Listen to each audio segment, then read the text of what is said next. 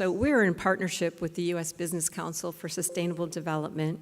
I'll tell you who they are in a moment. I think many of you in the room have heard a bit about them, probably from me. And what they're doing is they're creating these marketplaces across the country where they're working with manufacturers, to repurpose their raw materials. Essentially, the council is a collaboration of companies, people, educators, universities that have come together, and they are addressing sustainability issues in all aspects of energy, water, materials, and the total ecosystems. These are some of the organizations that are involved. It's hard to tell, but know that these are major corporations across the United States, universities like Yale University, it's entrepreneurs, and government agencies. So they've created this materials marketplace. It's for company-to-company use. So this is an online exchange that was created by a proprietary database or software that they are managing. And it's to facilitate companies to understand, track, identify these raw materials. I thought this quote was worth repeating, so we have it again here. But essentially, it's supporting the circular economy. It's diverting more waste from the landfill. So while we're addressing, as an organization, the internal things, they're addressing the manufacturing, the raw materials either going in or the byproduct coming out. And again, it's creating more jobs and business opportunities. It's won many awards the marketplace has. You can go to their website and learn more about these awards. And it's international awards as well. Again, the benefits of participating in this materials marketplace, reduction in operating costs, generation of new revenue, environmental performance, of course, reduction in CO2 emissions, lowered health risks, and job creation and retention. So this is how it works. As I mentioned, this is an online proprietary database. And so companies sign up to be members of this nonprofit organization, the council, and you have access to this material marketplace, meaning you'll have access to do online exchange. They also will interact with you.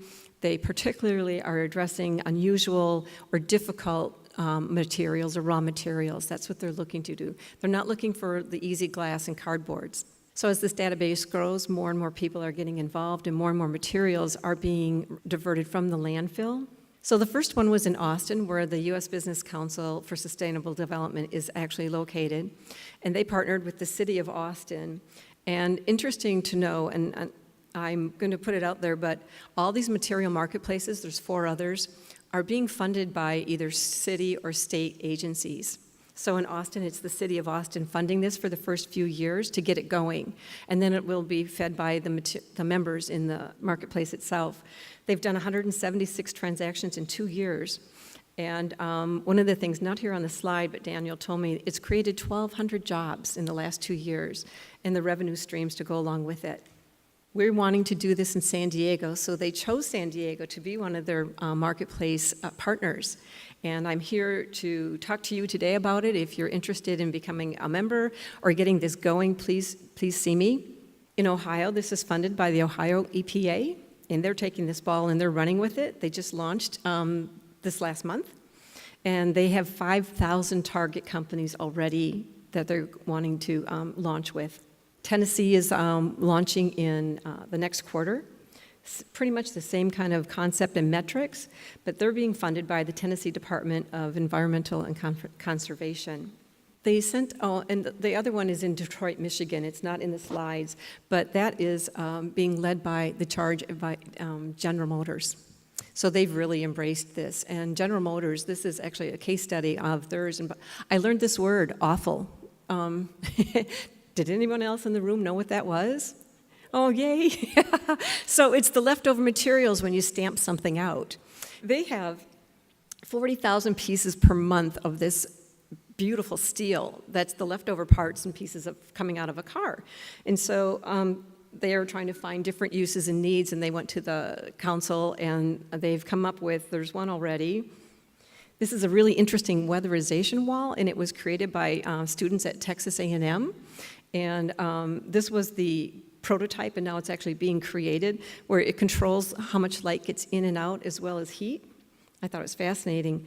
Here, and this is a local company that, Ecor, so they're taking fibrous materials and like And they're turning this into a replacement to drywall, wood, plastic, and aluminum.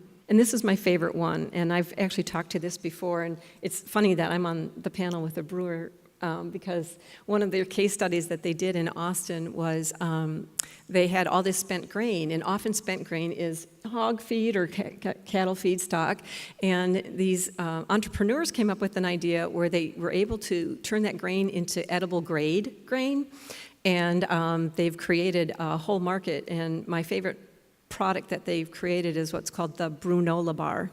Stone Brewing was one of the first companies to want to engage in the marketplace here with us, and they loved that story. There's my contact information, as well as I invite you to go to, there's already a website up for the marketplace for San Diego. Thanks very much.